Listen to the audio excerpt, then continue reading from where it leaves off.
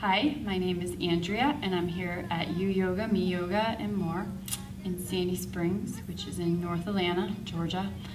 And today I'm going to talk about some breathing exercises. I'm going to talk about two breathing exercises. I enjoy both of them equally, but they're a little bit different. One of them is called Kapalabhati. In English, we call it fire breath. And in this breathing exercise, the reason I really like this particular breathing exercise is because I had migraine headaches for about a couple years. And just a lot of pain with my headache. And when I went to India, my yoga teacher said, well, one, you have to figure out what would be causing the headache.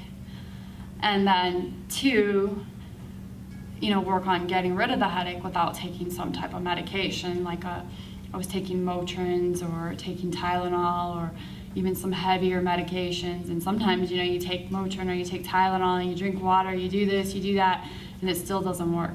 So I noticed after practicing and doing the Kapalabhati, the fire breath, that my headaches, my migraines started going away. And I do know that maybe one or two things triggered my migraines. One, I was really unhappy in a job, like really unhappy, worst job I ever had in my entire life. And also I had about 3 or 4 surgeries in a 2-year period. And, during surgery, they're giving you anesthesia. So that could have been something that would have caused the migraines, because I never had migraines before that. So how you do fire breath is, one, you want to sit in a comfortable position, which I'm fairly comfortable right now. And you want to sit up nice and tall, pull your belly button in. And one thing that probably you should talk about is just the proper breathing. So when we inhale, our belly should go out, and when we exhale, our belly should come in. So when we go ahead and inhale, our belly goes out. When we exhale, our belly comes in. And a lot of times, just from childhood, and when you cry, you end up going, and you're doing the opposite. You end up breathing the opposite way. And so for me, I was breathing the opposite way. And in fact, I went to tell my yoga teacher that. I'm like, I don't breathe properly. He's like, yeah, don't worry about it. A lot of people don't. But through practice, you can start breathing properly. So in Kapalabhati, what you want to do, actually, after sitting up nice and tall, you want to forcefully exhale out of the nose, like.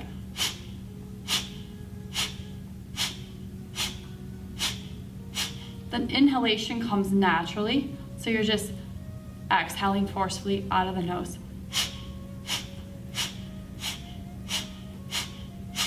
And remember, the exhalation, the belly button comes in toward the spine. So again.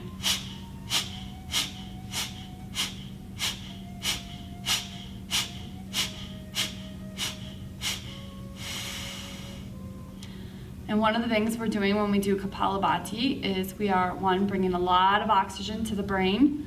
So that's going to open up those blood vessels and help us so we can help with our migraines. Because I guess what happens with the migraine is a lot of times our blood vessels become smaller and they're not getting enough oxygen. And then we're also just detoxing our body. So we have 3 ways we detox our body. One is through the colon, which everybody remembers because we all remember we have to go to the bathroom and it's uncomfortable and we don't go. And then 2 is through our skin, which is why we get like rashes or pimples or things like that. It shows up on the outside of our skin. And the 3rd one is through our breath. So that's where the Kapalabhati can help in that case. There are other benefits also to Kapalabhati, which we'll discuss in a later video. Now, the other one is Anavaloma Viloma. And Anavaloma Viloma, a lot of people, in English this is called alternate nostril breathing. A lot of people love this breathing exercise because it calms you down so much. And you can do it before you go to bed. It helps lower blood pressure. It helps balance the left and the right sides of the brain. It just really relaxes you in a different way. So what you want to do Anavaloma Viloma is you want to figure out, first of all, which side you have more air coming out on. So you'll just, and you figure out which side you have more air coming out on. And sometimes you do get snot coming out of your nose when you're doing these exercises, unless you're, regularly using your neti pot. But so, like mine are even because I do Anavaloma almost not every day, but I would say I do it like 3 or 4 times a week. And then, so since mine are even, I'm just gonna pick a side, but otherwise I would pick the side, or I would close the side that has more air coming out of it. And you can use, actually, instead of using your middle finger, because the middle finger represents ego, it's recommended you use your middle finger and then your thumb. So you just close one side with your middle finger or your thumb, depending on which hand you're using and which side you're closing. And then what we're gonna do is we're gonna do 4 inhalations on the side that's open. We'll hold for 4, and then we'll exhale out the other side for 8. And I'll just go ahead and do this. But one thing, if you're pregnant, you don't want to hold the breath. And also, if you do have high blood pressure, then you probably would not want to hold the breath either.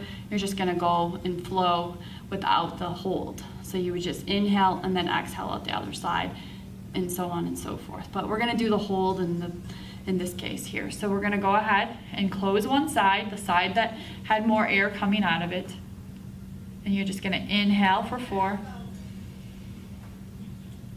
And then we're going to hold for 4. And then we're going to exhale for 8 out the other side.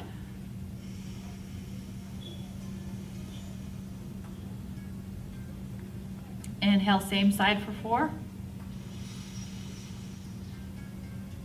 Hold for 4. Exhale out the other side for 8.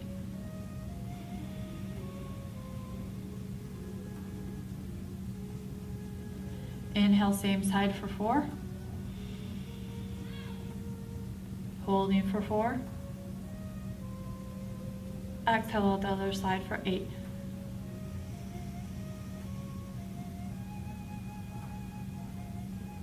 Inhale, same side for 4. Hold for 4. Exhale out the other side for 8.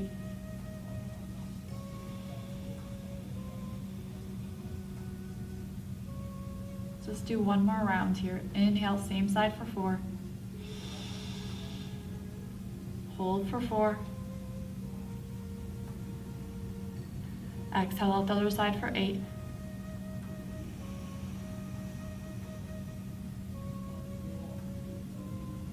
Inhale, same side for 4.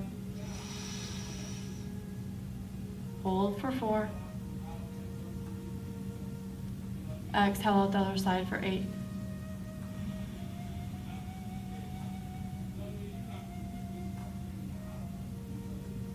And you want to end on the same side that you started on.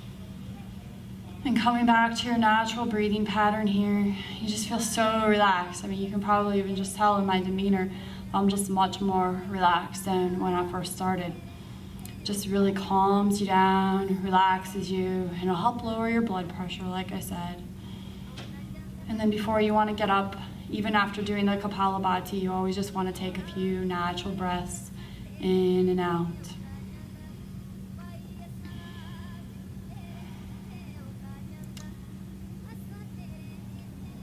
That's about it.